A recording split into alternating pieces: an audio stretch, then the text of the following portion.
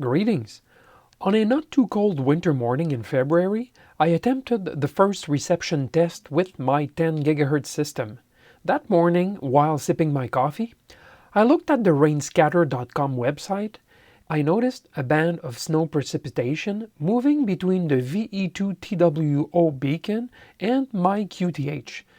The VE2 TWO beacon is located at the summit of Mount Rego, some 700 feet above ground level.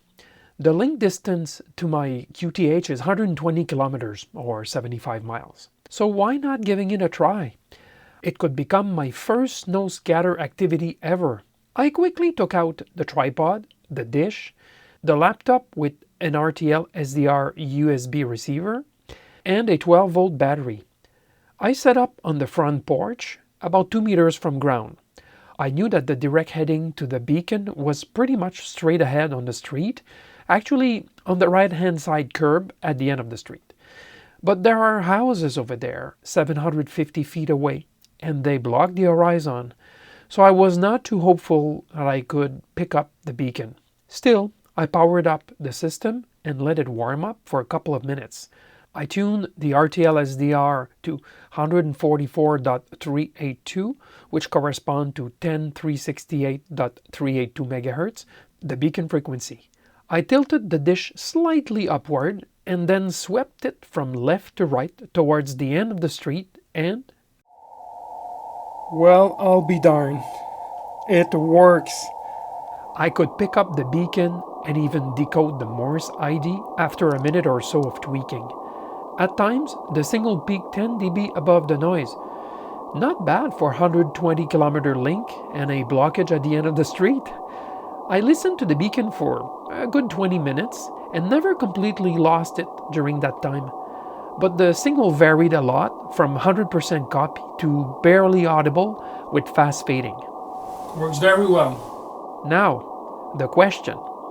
Given the purity of the tone received and the long presence of the signal, was it really snow scatter?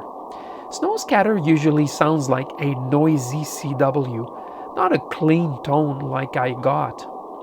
Or was it tropo-enhanced propagation? Or maybe just a regular point-to-point link? To try to answer that question, I did a link analysis, and the results are somewhat surprising to me. According to the Radio Mobile website by VE2DBE, it is likely a diffracted link.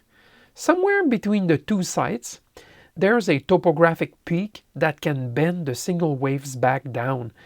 That diffraction helps clear the blockage caused by the Earth's curvature. That diffraction can actually create a somewhat stable signal at my end. So it's very likely I will be able to hear the VE2 TWO beacon on a regular basis from my QTH in the future. Now, a few weeks later, there was an opportunity for some rain scatter this time, between the beacon and myself. And guess what? It worked again. And by the sound of the signal received, clearly it was rain scatter this time.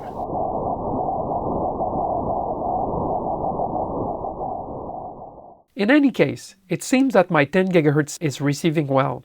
I'm very happy. The next step will be a real QSO to put the power amplifier and sequencer to work. Until then, 7-3.